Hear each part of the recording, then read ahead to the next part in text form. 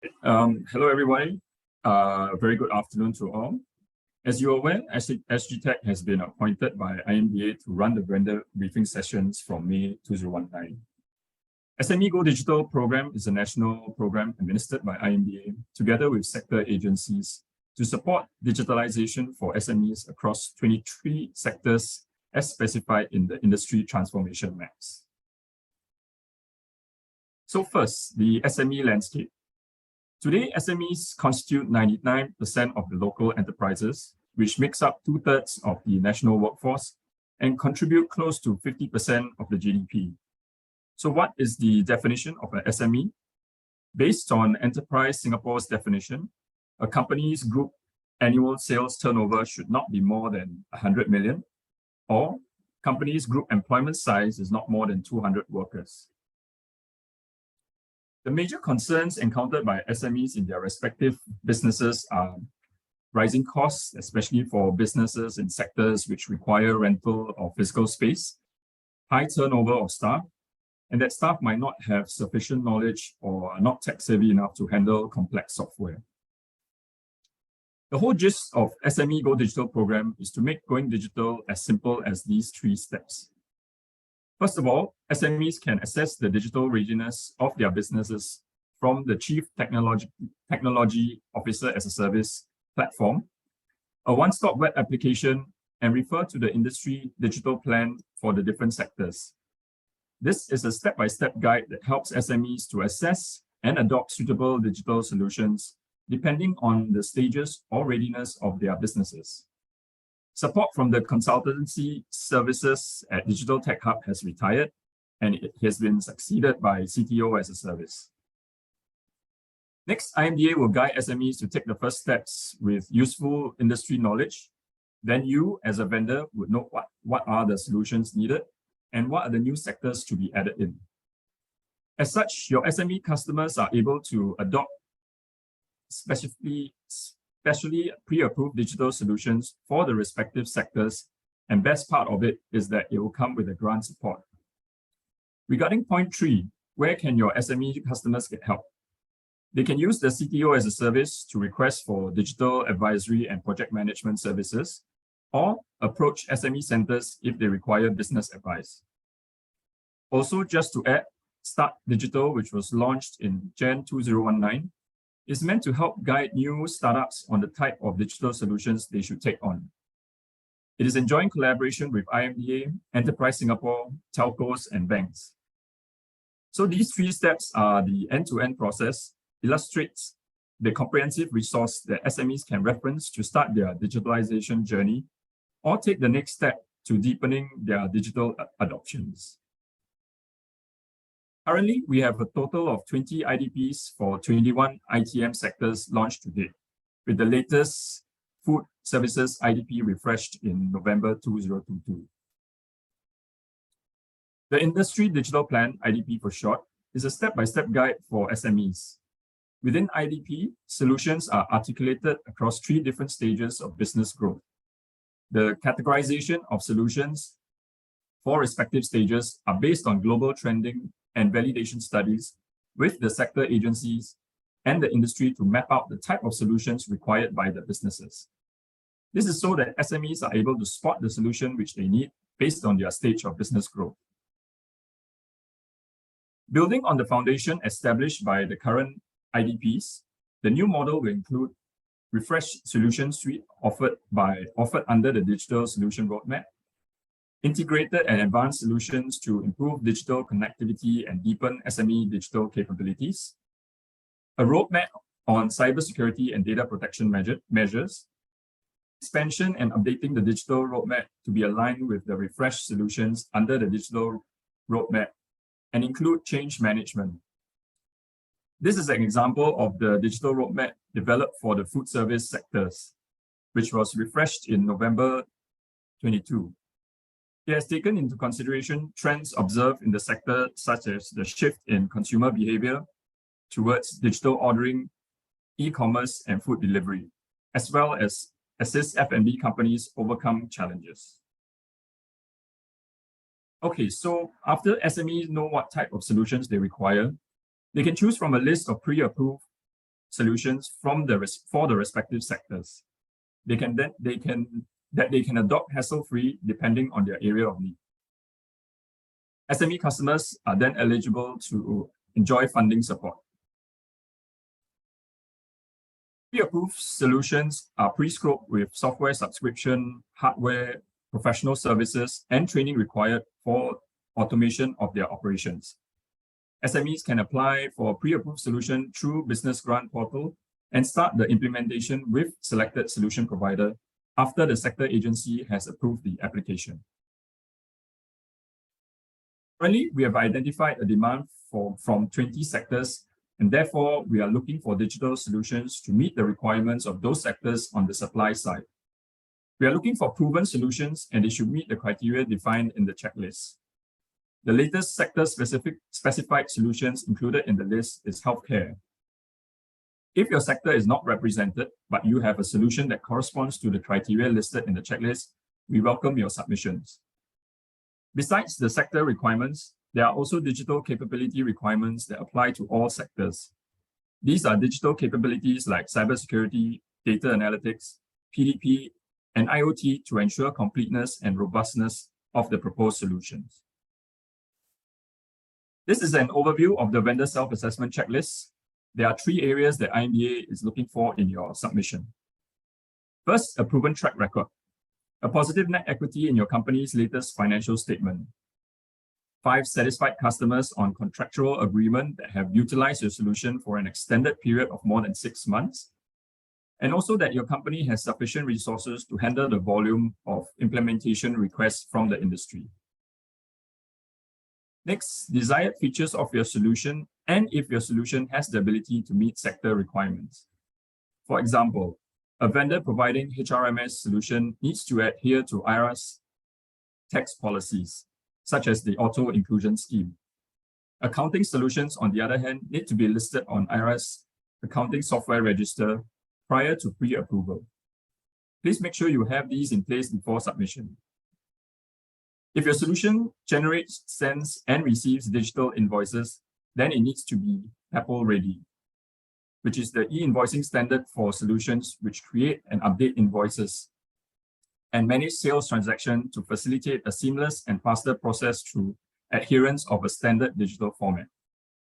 Lastly, your solution also needs to be cloud-based. IMDA will also check if your solution can meet the industry standards and best practices, such as, does your company have a trust mark for personal data protection? Examples of solutions which collect personal unique identifiers are mainly HRMS, workforce management systems, and visitor management systems. Also, the security VA for solutions which contain personal unique identifier, example NRIC, to ensure any security loopholes are being addressed. Now I'd like to hand the time to Dominic, who will share with us more about the data protection trust mark. Dominic, over to you. Thanks, Manoj. Hi, everyone. My name is Dominic. I hope everybody had a good lunch and hopefully the rain won't cause you to be sleepy here today. Okay, just kidding. Anyway, hi, my name is Dominic. I'm part of the IMDA team handling our data protection initiatives. Today, specifically, the Data Protection Essentials program that is designed for SMEs to help SMEs acquire a basic level of data protection and security practice through security solutions that Manoj had mentioned, some of them, and as well as a one-stop professional service where you can engage a service provider to come in to help you set up the basic level of data protection and security practices. It is affordable, designed to be affordable and easy to implement, and it cost starts from 2.5K and grants are available. And should you complete the DPE program, you will be recognized by IMDA by being listed on our website, as well as being awarded the DPE logo that you can show your clients, your business partners. And should there be a data breach, completing the DPE will also be a potential mitigating factor. Okay, so feel free to find out more about our DPE program. You can scan the QR code here. Now, for those organizations, for you here today who are feeling a little bit more confident, right, in your data protection standards, you can go for the Data Protection Trust Mark Certification Program. It is a voluntary enterprise-wide certification designed to help organizations demonstrate accountable data protection practices. It is valid for 3 years, and The benefits of going for a Trustmark certification would be it will help you to establish good data governance, making sure that through a third party, they will come in and make sure that you have the robust data protection policies, your practices are all sound. It will increase your competitive advantage because nowadays, especially if you are a vendor working for the government, providing services to the government, you will start to see more and more government tenders asking for the data protection Trustmark. And last but not least, it would allow you to demonstrate PDPA compliance. And in the event of a data breach, having a data protection Trustmark would be to your advantage, would be very helpful in the sense that if you have a Trustmark and you get hit by a data breach, you can request from IMDA or rather the PDPC an act of option of undertaking. And the undertaking, if it's given, which means that if you are able to demonstrate that you have necessary remediation plans to resolve the data breach, then there will be no investigation. So grants are available for the Trustmark program. Same thing, feel free to scan our QR code. And if you have any questions, feel free to ask me in today's session. I'll hand this time back to Manoj. Manoj, thanks. Thank you, Dominic. So let me go through the steps of the pre-approval process. Step 1, always attend the vendor briefing to understand the requirements. After you have attended, then you will proceed to the checklist stage. A gentle reminder that you must submit the completed checklist within 3 months of your company's attendance at the vendor briefing. Step 2 to step 3 is the checklist stage where you need to tell us your solution is what IMDA is looking for. Do a pre-assessment of your proposed solution using the vendor self-assessment checklist to check that it fulfills the criteria that the respective sector is looking for. After which, you will need to submit the checklist with all the stated supported documents. After IMDA has received the complete set of documents, and if you have met all the requirements, they will invite you for a tech demo session together with a sector lead to further showcase your solutions. Just to highlight that the lead time from step 2 to step 3 is dependent on when you can submit the completed checklist. Step 4, if your solution is shortlisted, you will be issued an application form to apply. At this stage, IMDA will then guide you on how to bundle your solution into price packages. Why you'll need to do that is so that your SME customers can adopt the solution as hassle-free as possible. You may be aware that the Productivity Solution Grant supports companies keen on adopting IT solutions and equipment to enhance business processes. Hence, the pricing of the package must cater to micro SMEs and SMEs for easy adoption. The component scope for the package have to be based on the purchase pattern of your customers, and the price has to be before GST. Step 5, once the application is approved, IMDA will officially issue a letter of appointment for a period of 12 months. Then you can start to sell to your SMEs with grant support. Once again, the prices that you state on the application form must be before GST. The next step is to accept the letter of appointment. Do note the lead time for step 4 to step 5 is about 2 to 3 months. And finally, your solution will be published on the website. Important things to note: only submissions through the pre-approval system will be accepted. So please ensure your company's authorized representative is assigned to the e-service before using SingPass to access the system. The user guide of the system is available on IMDA website. You can scan the QR code to download a copy as a reference. If you encounter any technical issues, please take screenshots and provide IMDA a detailed explanation of the issues and send via the email address stated on the login page. From 11 April 2021, you will be required to log in to Government Digital Service for Business using SingPass instead of CorpPass. For more information, visit go.gov.sg/corporate-login. For SingPass and the e-service assigned to your authorized rep, the authorized rep needs to create a new profile. Now, both the checklist and application must be submitted through the system. The system will not accept your checklist if you have not attended the vendor briefing within the last 3 months. If you cannot finish the submission in one go, you can save them as a draft to resume later. Mandatory fields are denoted with a red asterisk, and they must be keyed in before you can make the submission. So when the sector-specific criteria is updated, the e-form via the system is also updated. This is a hyperlink that will bring you to IMDA website. can download the checklist, then leave the main spreadsheet empty and go directly to the sector-specific ones. Once you complete the sector-specific spreadsheets, then upload it to the system. Supporting documents submitted must stick to IMDA's file naming convention. For example, please name your financial statement file as highlighted in red. To upload, click Add Financial Statement and a pop-up window will appear. You will then upload the file via this pop-up window. Next, I'll do a brief introduction to CTO as a service. IMDA has developed a one-stop platform, a web application for SMEs to have quick access to various digitalization resources. SMEs can self-assess their digital readiness and receive a list of recommended solutions based on their business profiles. They can also search and compare the functions of pre-approved digital solutions and contact the vendors via this platform. In addition, CTO as a service connects SMEs to a shared pool of consultants for digital consultancy and project management services. IMDA have appointed Accenture and Stone Forest to provide such service. SMEs can engage the digital consultants for guidance to better understand their business needs and priorities. Based on an in-depth needs analysis, the consultant will tailor digital solutions and training roadmaps for the company, which also reference the industry digital plans available for various sectors. The digital consultants would help SMEs manage the digital project implementation, which will take into consideration the impact on key stakeholders such as employees, customers, suppliers, etc. Eligible SMEs can enjoy free digital consultancy and project management services. You might ask, what are the benefits of this platform to approved solution vendors and the SMEs? For potential partners like yourself, upon approval by IMDA, your solution will be more easily discovered and searched by SMEs and users on the platform. With platform enhancements currently underway, SME end users would soon be able to find ratings and read reviews of the solutions available. This will instill confidence and trust in your solution.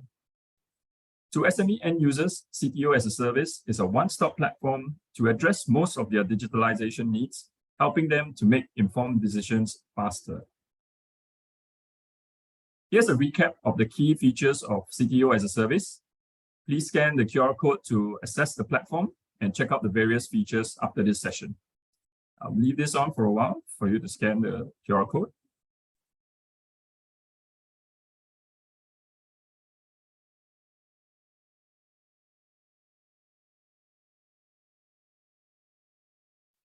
Next, I'll share about Invoice Now. IMDA implemented the nationwide e-invoicing network in early 2019. It's not, however, a purely Singapore-based network. It's been around for more than 12 years, adopted across more than 30 countries, and transacting over 100 million transactions annually.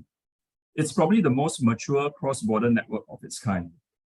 The pandemic has taught us how important it is to have such fundamental business functions, such as invoicing, to be digitalized. And so this initiative aims to streamline your business operations, increase accuracy, improve cash flow, and of course, contributing to the nation achieving its goal as a green economy. In Jan 2020, AGD, which is the central office for all invoices to government ministries and agencies, was inducted into the network, and that gives all 22,000 government suppliers a preferred way to send invoices. It is to help businesses improve efficiency, reduce costs, facilitate cross-border business transactions, enjoy faster payment, reduce usage of paper invoices. Invoice Now was announced in September 2020 during the Future Economic Conference exhibition. Today, if you think about paying a person or business quickly and digitally, the first thing that comes to mind is PayNow. PayNow saw a tremendous growth as the go-to method of sending money, and similarly, there has been a large uptake in businesses using e-invoicing. Thus, e-invoicing has been rebranded to Invoice Now to further emphasize the relationship between e-payment and e-invoicing. IMDA is delighted to partner with DBS, OCBC, UOB, along with the Association of Banks in Singapore, to develop solutions which provide a flow to these basic functions. This process will allow an invoice that is sent through InvoiceNow to be paid through the popular e-payment channel PayNow. By linking these solutions together, the process is now 3 simple steps. When a vendor and customer is on board the network, all the vendor needs to do is send an invoice via InvoiceNow to the UEN of their customer. Upon receiving the invoice, the customer verifies it, and if they choose to, they send a PayNow payment to the vendor. The vendor is notified of the payment, and the process is complete. While the journey above may be more reflective of an SME journey, we recognize that different companies will have different needs. To address these different needs, there are over 80 IMDA pre-approved service providers who offer InvoiceNow capabilities. This means whether you are a large or small company, there is an InvoiceNow service provider for you. Over time, we look forward to more service providers connecting their InvoiceNow solutions to e-payment channels like PayNow and extending these benefits across all businesses. This infographic is a showcase of how InvoiceNow works when an e-invoice is sent from the seller to the buyer, and how the invoice can be quickly processed by the buyer and paid by various e-payment methods such as PayNow to the seller. So now let's watch a promotional video of the benefits of InvoiceNow.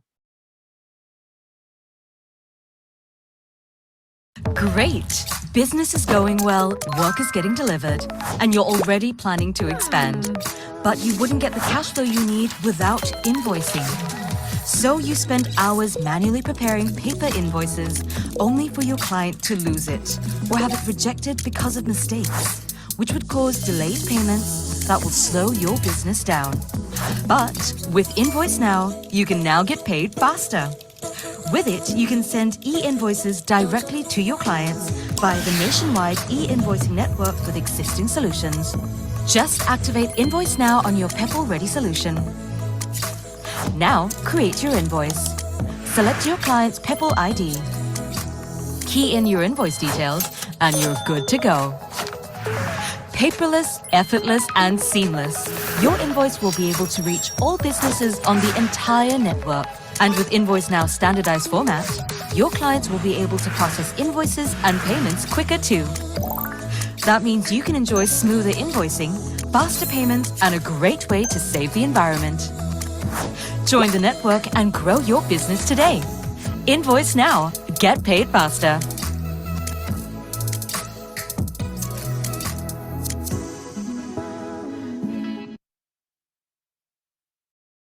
Hope that video gives you a clearer picture of how InvoiceNow works on the business end.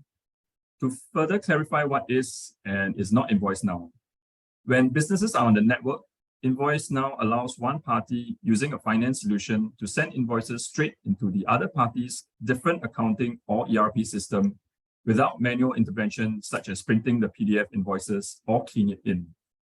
Which means the receiving end just needs to look and verify that the line items are indeed what has been ordered or purchased and send it to accounts payable. Next, I'll briefly share about the PEPL network.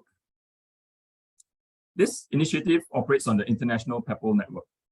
What you see here is an ecosystem where the businesses are on the outermost circle and are connected by business systems which are PEPL-ready solutions. PEPL-ready solution providers are connected by access point providers. An access point is essentially the gateway to the PEPL network.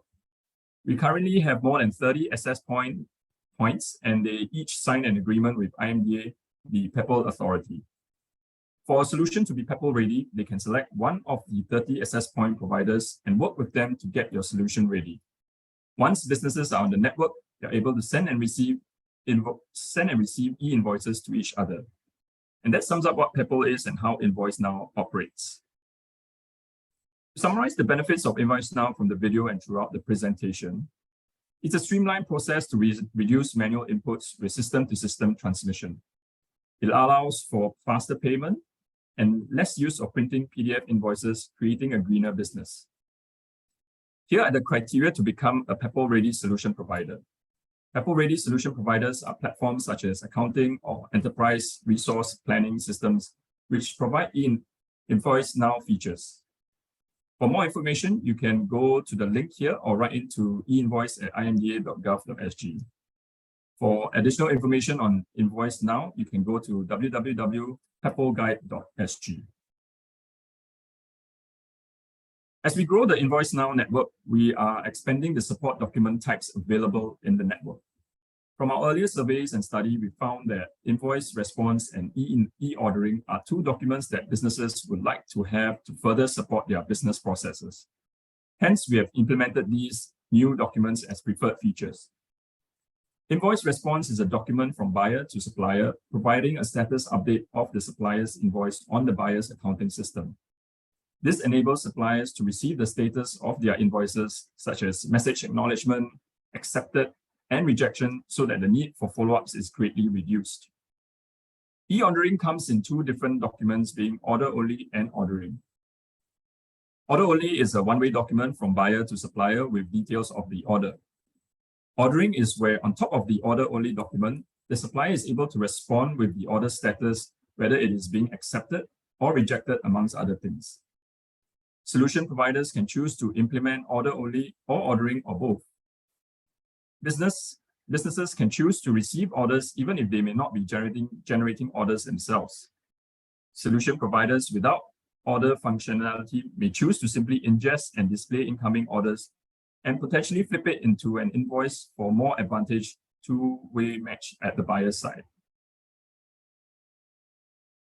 Some benefits of Invoice Now includes its interoperability of its documents, allows businesses to manage their cash flow, and most importantly, allows for operational efficiency. Invoice Now allows businesses to send and receive business documents in a standardized and digitalized way. Also, with Invoice Now, reduced manpower effort and data entry errors can be achieved since it's digitalized. Next, I'll pass the time to Chu Si, who will take us through the BDDB program. Chu Si, over to you. Thanks, Manoj. Hi, everyone.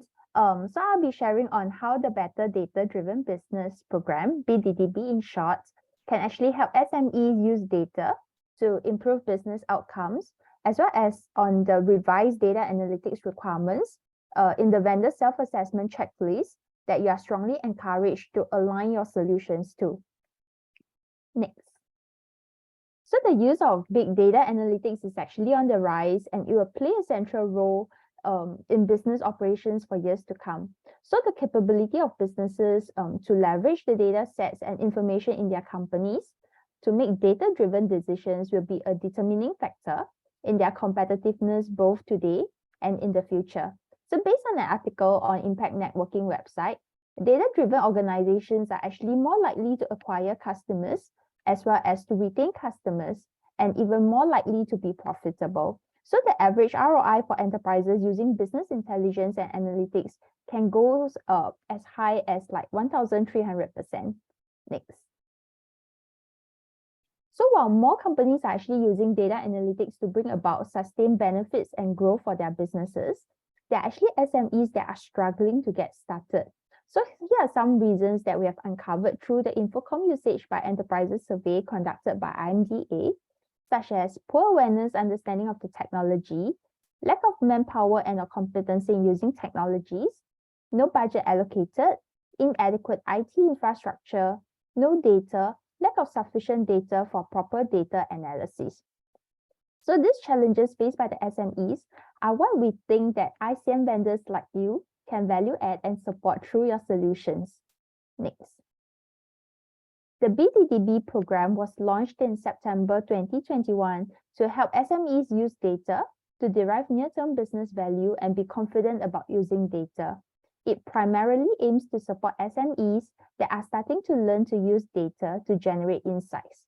So through this program, SMEs can actually learn how to collect necessary data safely, combine data across systems with adequate protections, as well as to share data externally with partners.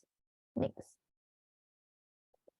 So to allow the SMEs to be more confident in using their data and translate them into actionable insights, IMDA has actually made available a free business intelligence tool, right, to help SMEs improve data quality, convert their existing business data into visual dashboards to monitor business indicators at a glance, and more importantly, improve business decision-making process using data instead of relying on gut feel. So 5 common business objectives that can bring near-term returns were identified through the focus group discussions conducted with SMEs, and they are grow product sales, acquire new customers, and retain and engage your customers to increase your top line, lower inventory cost, and improving HR planning to improve your bottom line. So SMEs inputs were actually sought to determine the key indicators to be captured on each dashboard.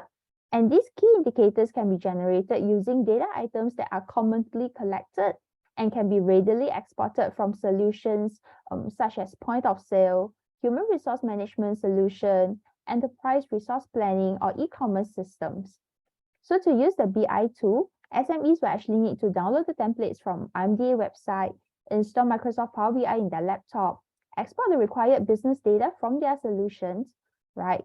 And after which they will then be able to convert the data into visual dashboards using the predefined templates, and they can interpret the results using Power BI as well as to take action based on the practical business interventions.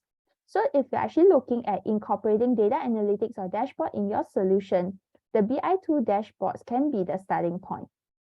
Next. So here are the snapshots of the 5 available dashboards. If any of the business objectives is actually relevant to your solution, the revised data analytics requirements in the vendor self-assessment checklist would apply to you. But due to time constraint, I will not step through the dashboards in detail. Next.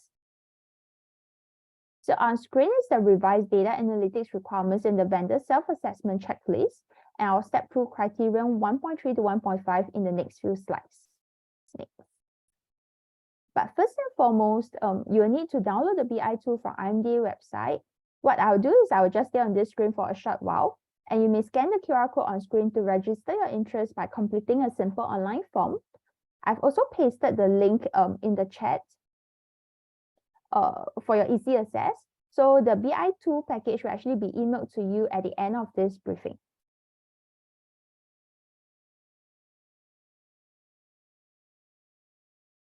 Moving on. Yeah, so to meet criterion 1.3, please complete the BI tool data list that's embedded in the checklist and ensure that all the mandatory data items are collected and make mandatory for data entry in your solution. Otherwise, your clients will not be able to generate the key indicators on the BI tool dashboards. It's fine if your solution does not collect the optional data items. Next. And to meet criterion 1.4, the data file exported from your solution must follow the naming convention for all headers as well as the prescribed data format. You may leave blank for the optional data items if your solution does not collect those. And as part of the validation process, you're actually required to provide the exported data file with sample data, as well as the screenshot of the corresponding dashboard. Next.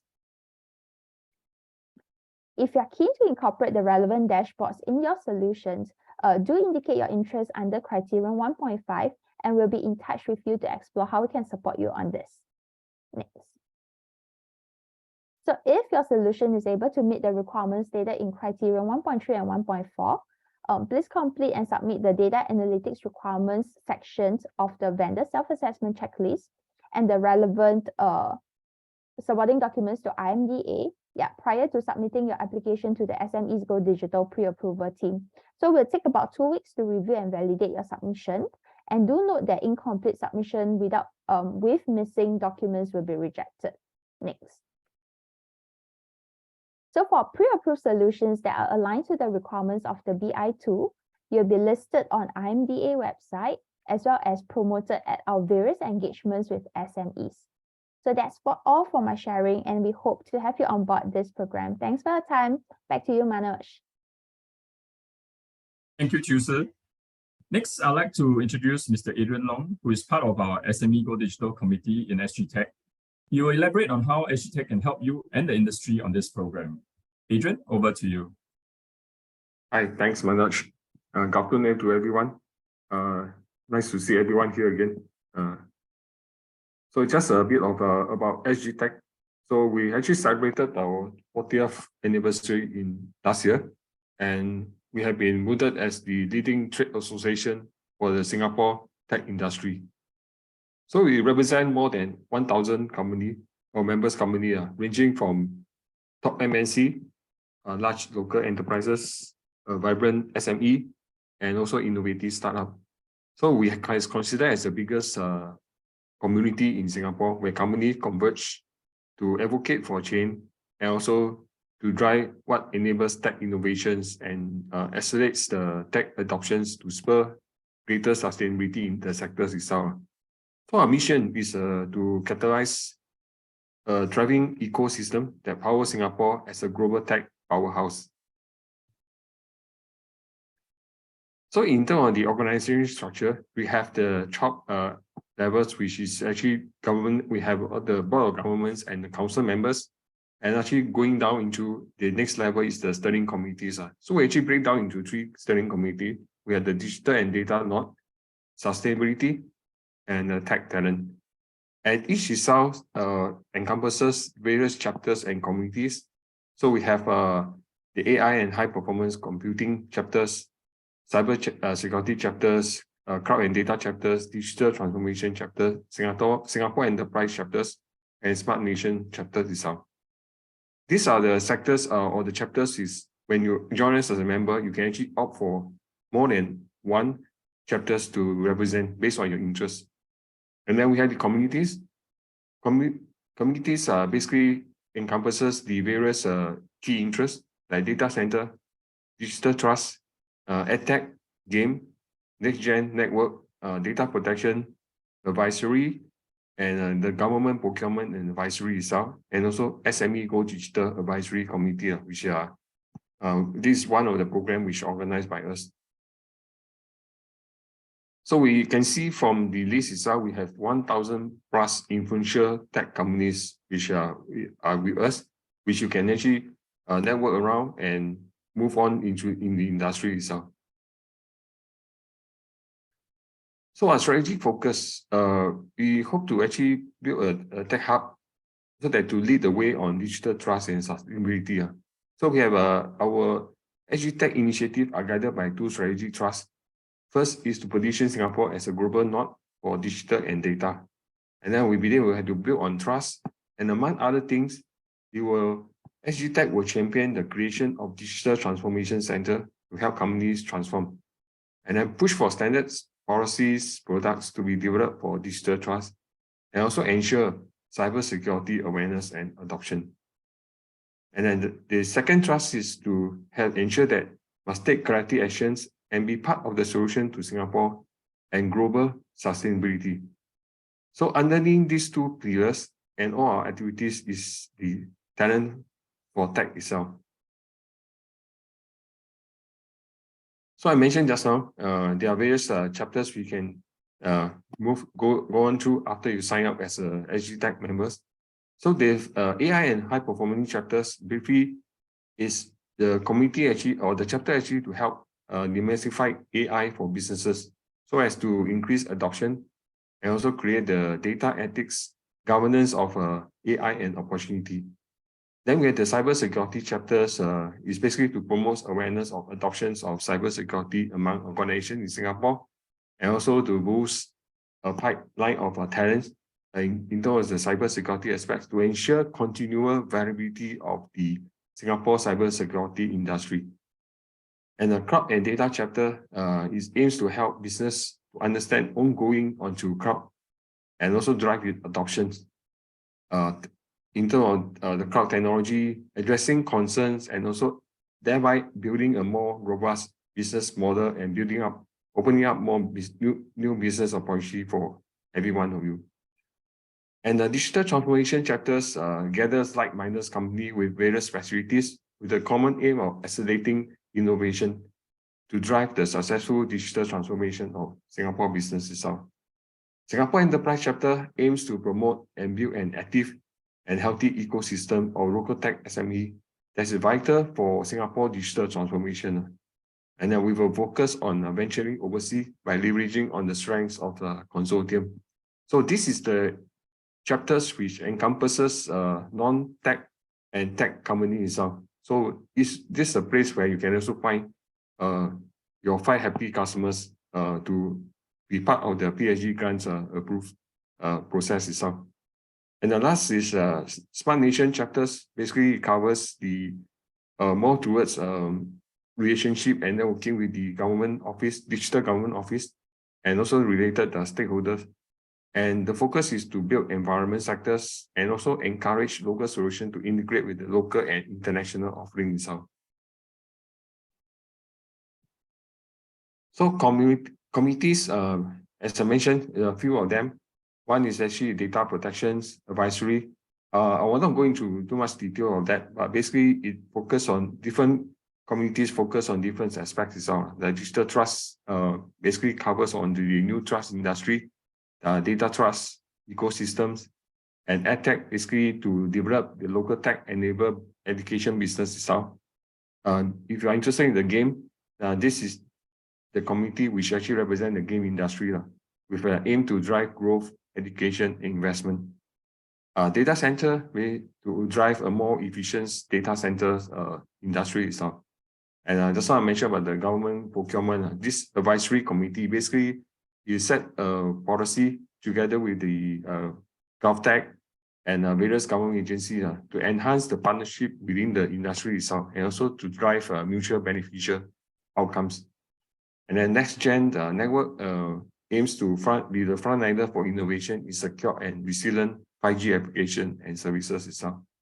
And then we have the SMEs Go Digital, which are trying to help and spearhead digital transformation across the various industries through programs like helping you all to come in on board as a PSG pre-approved solution providers itself and to service the industry. And then 123 Jumpstarts community, basically to help the tech in the startup itself to grow and succeed.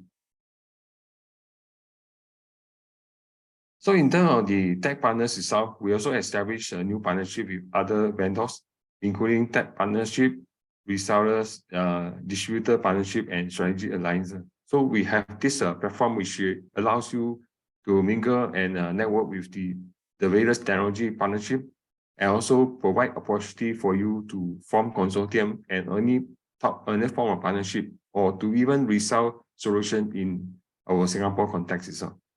So the recent tech company that leverage on tech partners basically had Tencent, Oracle, Fujifilm Asia. So for SGTech members, it's complimentary. But it's non-SGTech members, you have to pay a fee of $1,070, including GST, to join this tech partner platform. And we also stay updated with the industry players through different media, social accounts.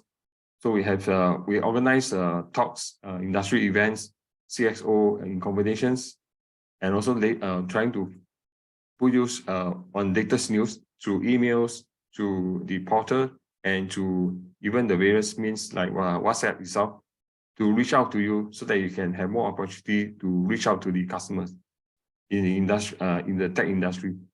And also doing some annual report in terms of industrial research, the trend and analysis, and also the futures aspects of the tech industry itself, so that to help you guide you through the while you actually grow your business, then also the tech trends, etc.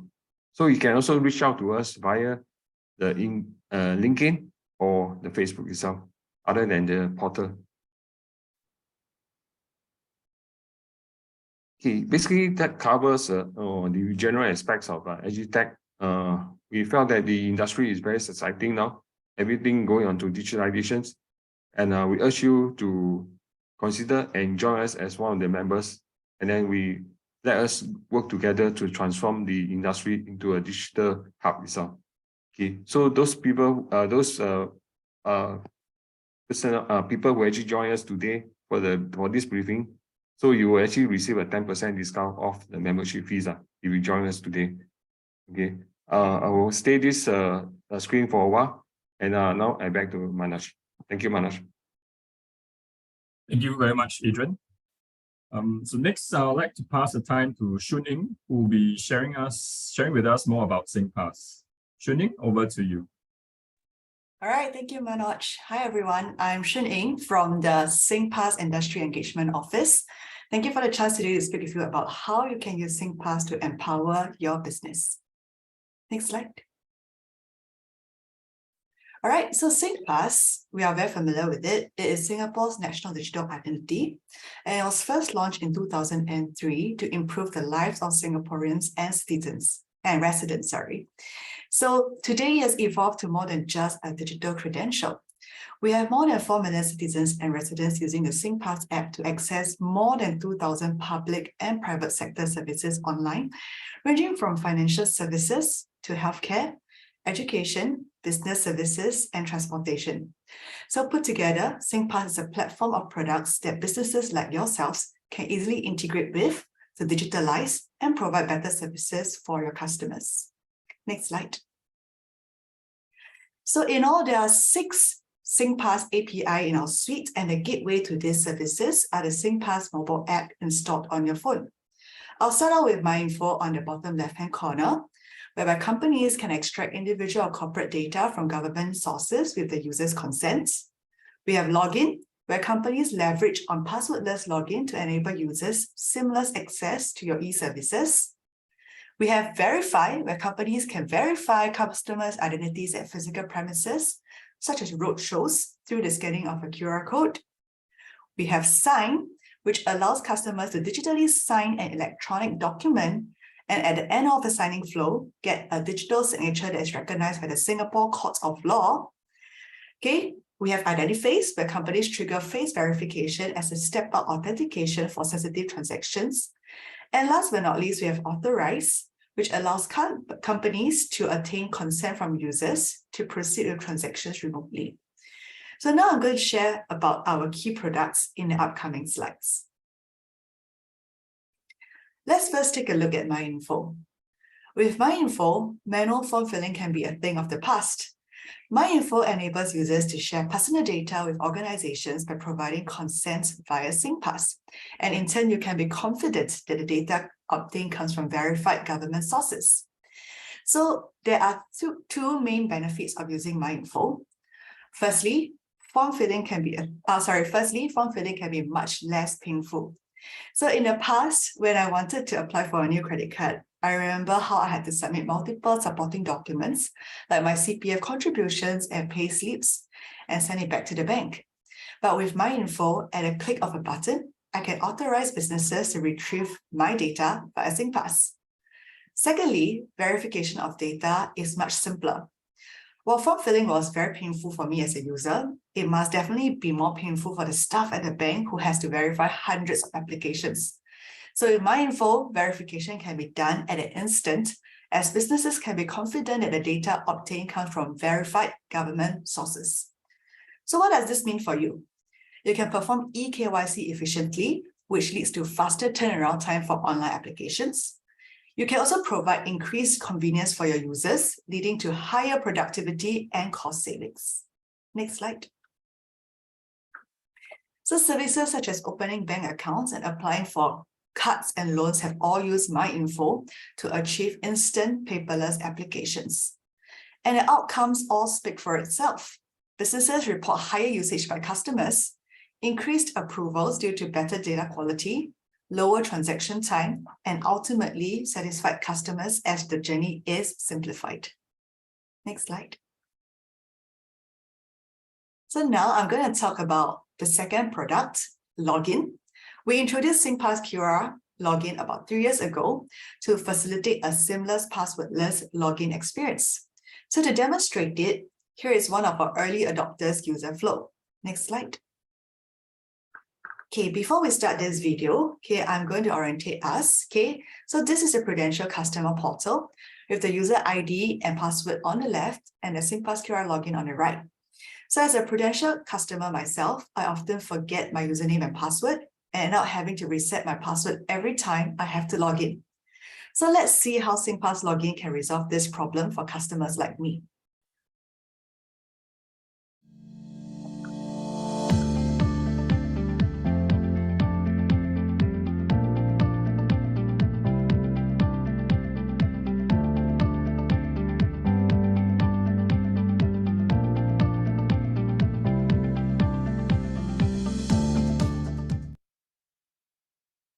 All right.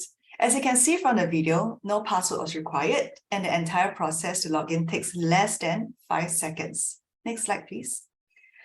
So login is really convenient for users like me, as I only need to have my SingPass app to access various e-services. I also do not need to remember another set of login credentials, as the authentication process is done via the SingPass app. So how does this benefit you? You get to relieve your operational overhead on password resets and leverage on the SingPass authentication system without having to build one of your own. Last but not least, you can get available access to 4 million SingPass users. That is a ready user pool consisting more than 90% of our population. Next slide. Okay, next I'll talk about our third product, Verify. Next. So essentially, Verify allows you to retrieve users' personal information in a face-to-face setting. All Verify takes is a scan of the QR code at your physical location to verify your user's identity. So imagine this. If you're visiting a clinic, instead of taking a queue number to register yourself at the counter, you can simply scan a QR code and instantly verify your identity. With this scan, the clinic also gets to know other data that it requires, such as your IC number, address, without you needing to hand over your NRIC. So in fact, polyclinics who have tried this reported that it has halved the processing time from 6 to 3 minutes, reducing crowding at registration counters. Next. And you can get really creative about this. To date, Verify has been in use by different sectors, including the healthcare, the real estate in terms of visitor registration, and charities to register their customers on site. So in time to come, you can bet that a collection of physical NRIC or filling out physical forms will become a thing of the past. Next. Okay, lastly, I'll be talking about Sign, a digital signing feature that makes use of your digital identity. Next slide. So with Sign, you can start offering digital signing to your customers, and this is how it will look like. So if you see the 4 screens on the right of this page, in step 1, within a PDF document, there will be a marker or a placeholder of sorts. When a user clicks on it, a pop-up will appear to display a dynamic QR code. In step 2, a user then opens his or her SingPass mobile app, scans the QR code to the phone, and check that the 4-digit code matches that displayed on his phone before authenticating with their biometrics in step 3. And last but not least, in step 4 is done. What happens at the end of this flow is that you will get a digital signature that is recognized by the Singapore Court of Law, and their digital identity is bound to the document. The best part for businesses is that you don't even need to worry about API integration. So while you can choose to integrate Sign with your own document management system, you can also use it together with the services provided by our digital signing partners, as seen in the bottom of this screen. They have pre-integrated Sign on their platforms. All you need to do is to subscribe to their services, and you'll be able to use the Sign with SingPass service. Next slide. So moving forward, the world is going to expect services that are both secure and convenient. Sign is not only convenient, but also highly secure. The digital signature not only allows you to prove the authenticity of the signer, but you can also be assured that they are legitimate and they are legally bound under Singapore's Electronic Transactions Act. By leveraging on Sign, your company can enjoy cost savings from elimination of paper and related processes, higher assurance of signature, and last but not least, a seamless digital signing experience for your users. Next slide. So in conclusion, this is our suite of SingPass products. MyInfo, Login, and Verify can help fulfill your company's end-to-end needs, from retrieving users' personal data, to verifying identities, to authenticating users to log into your e-services. Customer acquisition is made so much simpler with these tools. On top of that, Sign can further enhance your business, where the situation calls for a secure and elegant way of signing a legally binding document. So what's next for us? How can you get started? So you may scan the QR code or access the link on the screen to let us know your interest in our SingPass API products. We will respond to every single inquiry and reach out to you to discuss your company's use case, as well as advise you on the scope of work needed for your integration. So in all, SingPass can be a powerful digital enabler to empower your businesses, and we look forward to welcoming you on board to accelerate your digitalization with us. So thank you, and we look forward to meeting you soon. All right, Thanks, back to you, Sri. Manoj. Thanks, Sri. So we've now come to the FAQ segment of the briefing. Before we open the floor to questions, let me go through some of the common FAQs that we have received. First question, my solution is a proven solution used by many MNCs, government agencies, and or SMEs from other countries for many years, but I do not have any local SME customers. Can I submit my solution for pre-approval? The answer is no. You'll need to provide customer references from your local SME customers. These 5 satisfied local SMEs must not be subsidiaries and affiliated to one another. As part of the evaluation, we need to assess if your solution can fully meet the needs of local SMEs and that your company has the necessary track record in serving local SMEs. Next question, why are 5 satisfied customers required? 5 satisfied customers are required to show that the solution has a good track record in the industry and is able to deliver the intended outcome. Preferably, the customers need to be live users who have used the solution for more than 6 months. Question 3. My solution has been very established overseas but has yet to launch locally. Would my overseas clients be qualified as part of satisfied customers? The answer is no. The 5 satisfied customers submission have to demonstrate their solutions are implemented locally. Next question, how long must the satisfied SMEs be using my solutions before they are qualified to fill in the customer satisfaction survey? The 5 satisfied local SMEs must have used your solution for at least 6 months and not more than 18 months, and still using the solution as at the date of your submission. Question 5, my solution is a software as a service space that anyone in the world can sign up and use, including SMEs in Singapore. I have more than 5 satisfied Singapore SME customers. My company can provide 24/7, 365-day customer support from outside Singapore. Can I submit my solution for pre-approval? The answer is no. Currently, we are unable to pre-approve solution vendors that have no presence in Singapore. You must either set up a local office or partner a local reseller to offer your solution. Your local office or partner may submit the solution for pre-approval if it meets all the mandatory requirements stated in the vendor self-assessment checklist. Next question. My solution meets the requirements of multiple solution categories in the vendor self-assessment checklist. Which checklist should I submit?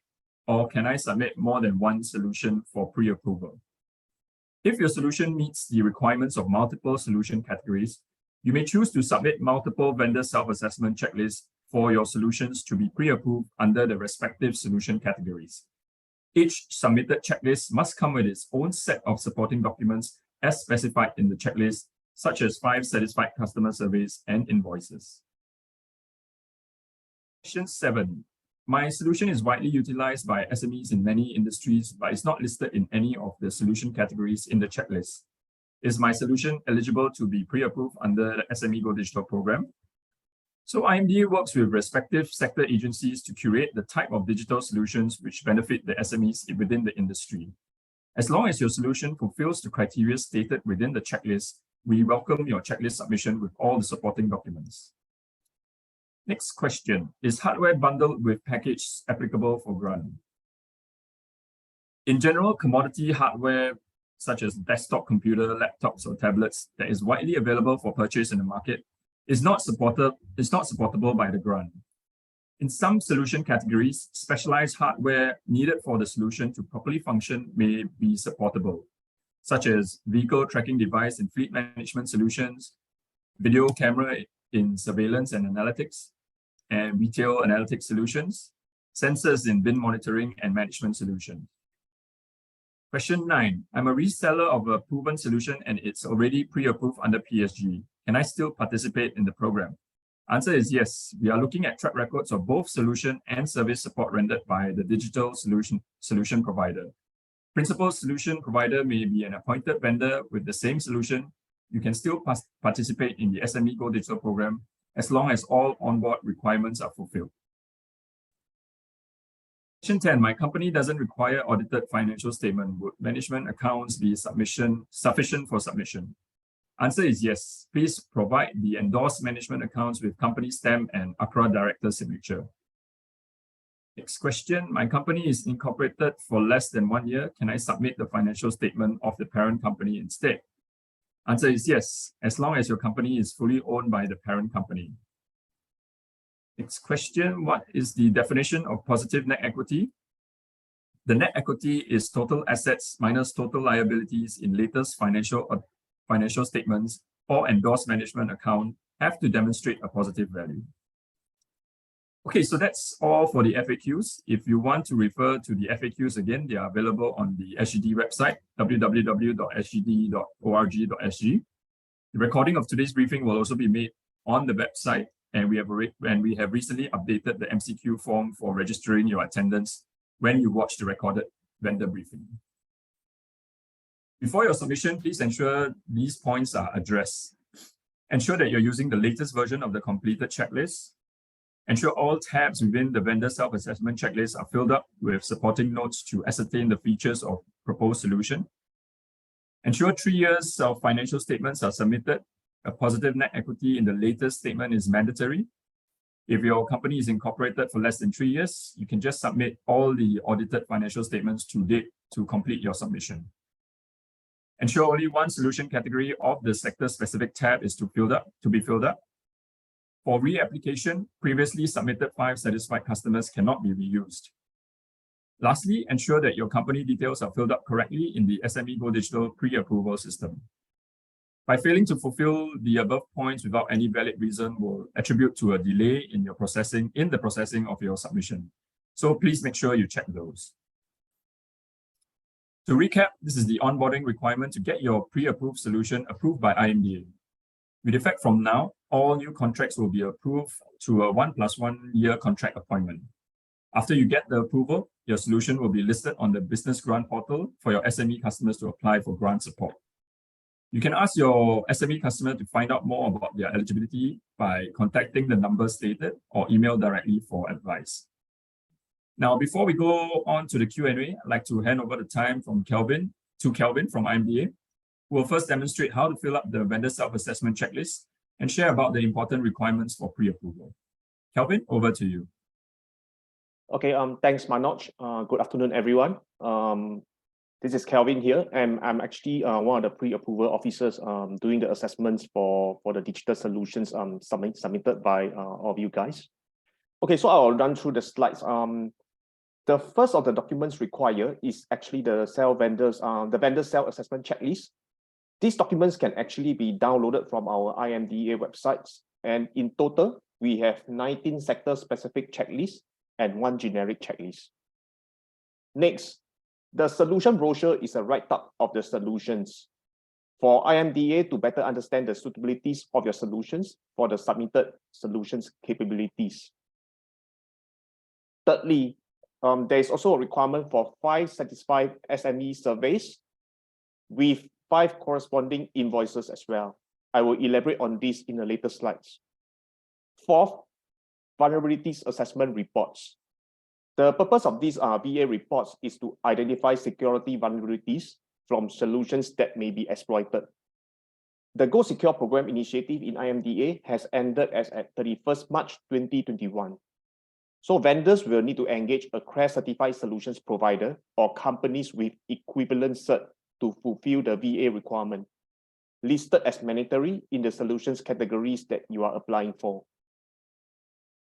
Fifth, the past 3 years financial statements of your company, which includes the balance sheet, income sheet, and cash flow statements. Last, Invoice Now accounts. All pre-approved vendors would need to be registered on the Invoice Now platform to be eligible for this program. You can check out the pre-approval websites for details on how to effect the registration. Next slides, please. Okay, this is actually a snapshot of the vendor self-assessment checklist. So they are in total 7 tabs.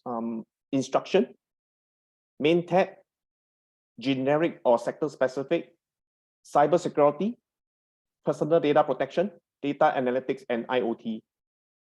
Please read through the instruction tab for the documents requirements. All questions in the main tab must be answered before proceeding to the generic tab. For 1.4a and 1.4b, there's a need for vendors to either provide a free trial of the solutions and provide a pre-recorded demonstrations of the solutions to be eligible to be a pre-approved vendor. Kindly ensure that the number 6 tag referring to IoT are completed before submitting. So in general, what we are saying here is that there is yes, no, and non-applicable. And you need to populate each of these questions with the necessary response, either yes, no, or not applicable. Next slide, please. Okay, certain solutions categories will have mandatory and preferred requirements. All mandatory fields must be answered with yes to proceed. For preferred requirements, answer can be indicated as yes, no, or not applicable. However, the more yes you have, your solutions will be awarded with higher assessment points. Similarly, please also justify your answers for the preferred requirements in the comment section and provide the relevant screenshots. Okay, next slide, please. Certain solutions categories will require you to put forth your proposed pricing package. So these screenshots, if you happens to reference to some of our the checklist belonging to certain solutions categories, like for example, e-commerce, you will see that there's an embedded Excel sheet for you to populate your pricing packages as well. So please refer to the attached Annex 3 pricing Excel and complete it accordingly. Okay, next slide.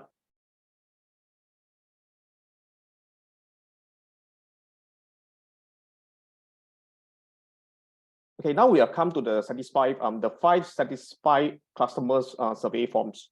So kindly ensure that the form is completely filled up, and there are no blanks. It should be also signed by an authorized company representative. And for incomplete forms, the 2 common rejection reasons are listed on the slides. Name and solutions of solutions deployed at the client sites does not match the name of solutions in the checklist form. Okay, the second pointers that you may want to take note is that the sample data in productivity indicator fields are not updated with actual data. And for the third points, for e-commerce and digital marketing categories, we will require you to include the website links of the 5 satisfied local SMEs in the satisfaction survey forms as well. So if the above criteria are not met, okay, most likely the survey forms will not be accepted and will be returned to the vendors to seek clarifications from the respective applicants as well. So just take note of these 3 pointers as well.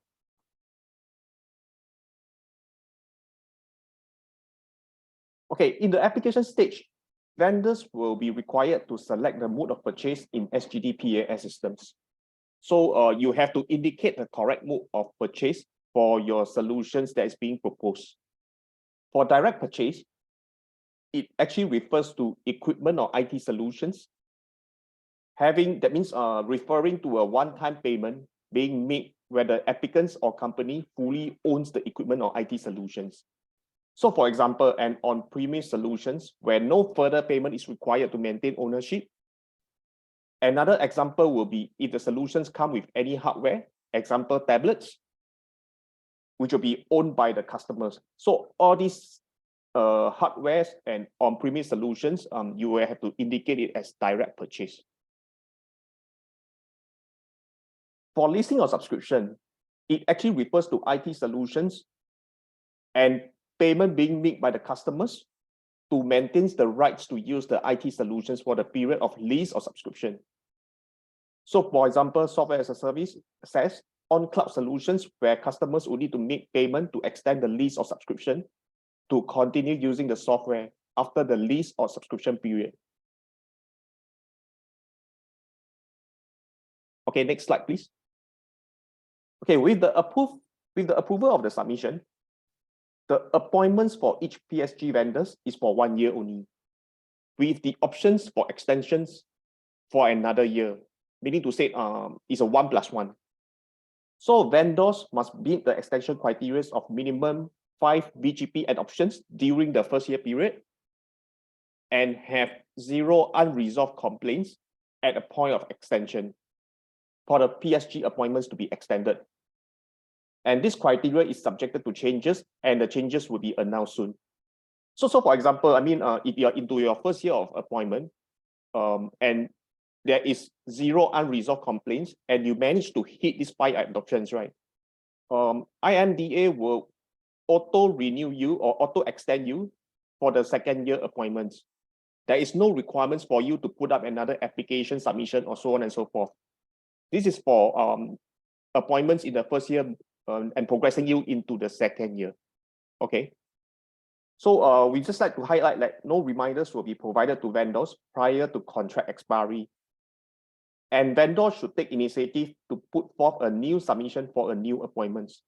So these scenarios will apply, I mean, for example, in your second year of appointments, because just now we are saying that it's a 1+1. So in your second year of appointments, you need to come in and fill up the applications again in order to be pre-approved as a PSG vendor. So for the second year itself, just take note that you have to come in for the re-applications to submit all the documents again in order to be pre-approved as a PSG vendor. Okay, next slide. Okay, as we spoke about the PSG rules, policies, and regulations earlier, these 2 slides will be to highlight some of the don'ts for vendors coming in for pre-approvals. And it is very essential that vendors abide by the clauses in our terms and conditions. Okay, the first 4 documents, the previous slides, please. The first 4 documents under pointer number 1 mentioned in the slides will be provided to you during the appointment as a pre-approved vendors. Okay, second, the number 2, pertaining to clause 3.2.6 on the program guides of our PSG contract. Vendors should not offer nor share with your customers any form of incentives or government grants. Okay, meaning to say that vendors should not offer incentives in the form of extra modules, freebies, discount, cashback, or free gifts of hardware or any additional items that is not part of the pre-approved solution packages. Okay, so what we are saying here is that whatever curate and then pre-approved as the PSG packages, just stick closely to what you're going to offer to your customers. You can't provide any freebies or any extra modules to your clients. Okay, for marketing wise, vendors are discouraged from launching advertising promotions that bundles free PSG non-supportable components within the PSG packages itself. So if in doubt, right, we actually suggest that you to check with IMDA to clarify before launching any marketing campaigns or programs. Because if it happens to come across and then seeing your websites or marketing campaigns not abiding to our rules or policies, most likely I think you will get a warning in this certain extent. Okay, so we do understand that SMEs are actually facing a difficult period and may face some financial difficulties. So in such scenarios, right, SMEs should approach any banks or make their own credit arrangement directly without vendors' involvement. Credit facilities such as, but it's not limited to credit card, installment plans, or interest-free loans are borne by vendors paying on behalf of SMEs should not be offered.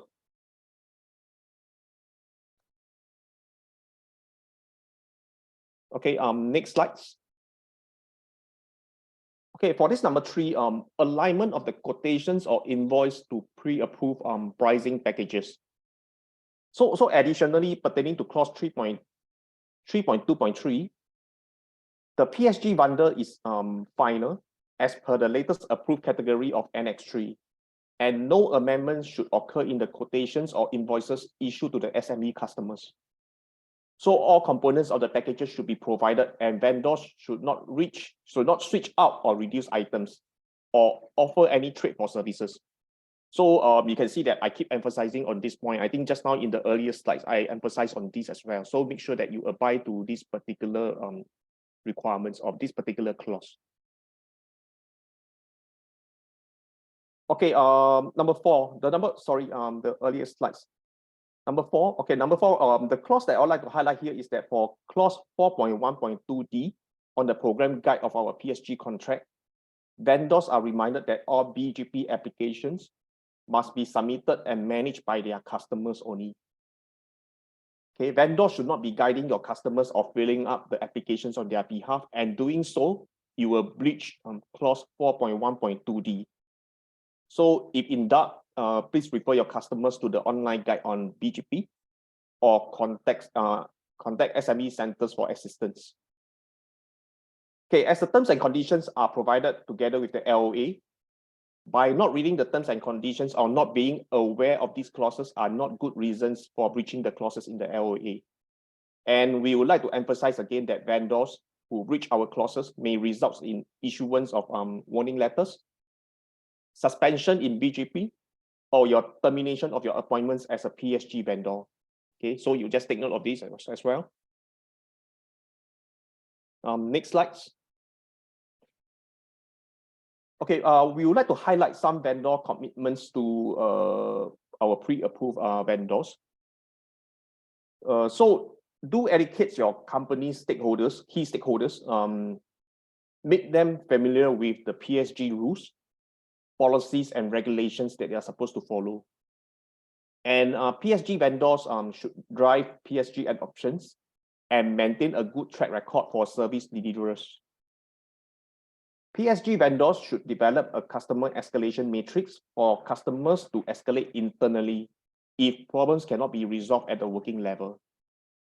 Lastly, we would just like to strongly urge all of you to adhere to the PSG rules, policies, and regulations. Okay, next, please. Okay, so these slides actually sum up the consequences of breaching the LOA. So as what I've summarized in my earlier slides as well, potentially you will be issued with a warning letters. And for those more serious ones, it will even lead to you being suspended in BGP and even termination of your pre-approved vendor status. Yeah, so you just take note of all these consequences. And right now, I will just hand it back to Manoj. Thanks, everyone.